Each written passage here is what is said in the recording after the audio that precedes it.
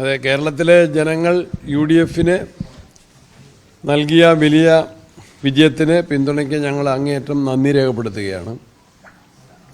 ഞങ്ങളിതിനു വേണ്ടിയിട്ടുള്ള തയ്യാറെടുപ്പുകൾ വളരെ നേരത്തെ 24 പാർലമെൻറ്റ് ഇലക്ഷൻ്റെ വിജയത്തെ തുടർന്ന് അന്നത്തെ KPCC പ്രസിഡന്റ് ശ്രീ K. സുധാകരൻ്റെ അധ്യക്ഷതയിൽ തന്നെ 2 വട്ടം ബത്തേരിയിലെ പ്രത്യേക നേതൃയോഗം ചേർന്ന് AICCയുടെ ജനറൽ സെക്രട്ടറി KC വേണുഗോപാലും ദീപാജിയും പ്രതിപക്ഷ നേതാവും എല്ലാം പങ്കെടുത്തുകൊണ്ടുള്ള ആലോചനാ യോഗങ്ങൾ ചേരുകയുണ്ടായി. അതിൻ്റെ അടിസ്ഥാനത്തിൽ മിഷൻ 2025 പ്രഖ്യാപിച്ചു.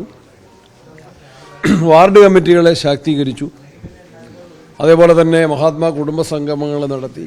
അന്നത്തെ ഒരു ആലോചനയായിരുന്നു വാർഡ് കമ്മിറ്റികളുടെ ഭവന സന്ദർശനം. ഞങ്ങൾ KPCCയുടെ പുതിയ ഒരു ടീം വന്നതിന് ശേഷം ഞങ്ങൾ എല്ലാ ജില്ലകളിലും സർക്കാരിൻ്റെ ജനദ്രോഹ നയങ്ങൾക്കെതിരെയുള്ള സമര സംഗമങ്ങൾ സംഘടിപ്പിച്ചു. സാധാരണഗതിയിലൊരു KPCCയുടെ സ്വീകരണ പരിപാടി എന്നതിന് പകരം സമര സംഗമങ്ങൾ, വിലക്കയറ്റം, തൊഴിലില്ലായ്മ, കാർഷിക മേഖലയുടെ തകർച്ച, തീരദേശത്തെ പ്രശ്നങ്ങൾ, വന്യമൃഗശല്യം, അഴിമതി, അക്രമ രാഷ്ട്രീയം, അപ്പോൾ ആശാവർക്കർമാരുടെ സമരം, ഇതെല്ലാം ഹൈലൈറ്റ് ചെയ്തു. ഭവനങ്ങൾ സന്ദർശിച്ചു. KPCC നിർദ്ദേശപ്രകാരം വാർഡ് കമ്മിറ്റികൾ പ്രവർത്തനത്തിനുള്ള ഫണ്ട് സമാഹരിച്ചു. വാർഡുകൾക്ക് തന്നെ സ്ഥാനാർത്ഥികളെ നിർണ്ണയിക്കാനുള്ള സ്വാതന്ത്ര്യം കൊടുത്തു. UDFൽ വലിയ ചർച്ചയും തീരുമാനങ്ങളും ഉണ്ടായി. എല്ലാവരുടെയും കൂട്ടായ്മയിലാണ് ഈ വിജയം കൊയ്തെടുക്കാൻ വേണ്ടി സാധിച്ചത്.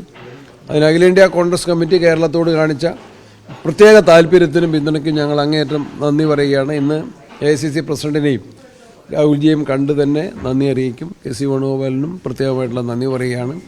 പ്രതിപക്ഷത്തിൻ്റെ കൂട്ടായ ഒരു വലിയ പരിശ്രമമാണ്. അസംബ്ലിക്കകത്ത് പ്രതിപക്ഷ നേതാവിൻ്റെ ശക്തമായിട്ടുള്ള, അതുപോലെ കുഞ്ഞാലിക്കുട്ടി സാഹിബിൻ്റെ എല്ലാം ശക്തമായ ഇടപെടൽ, പുറത്തും അതുപോലെ തന്നെ UDF കൺവീനർ, ഇവരെല്ലാവരുടെയും സജീവമായിട്ടുള്ള നേതൃത്വ പങ്കാളിത്തത്തിൽ അണികൾ നേടിത്തന്ന വിജയമാണ്, ജനങ്ങൾ സമ്മാനിച്ച വിജയമാണ്.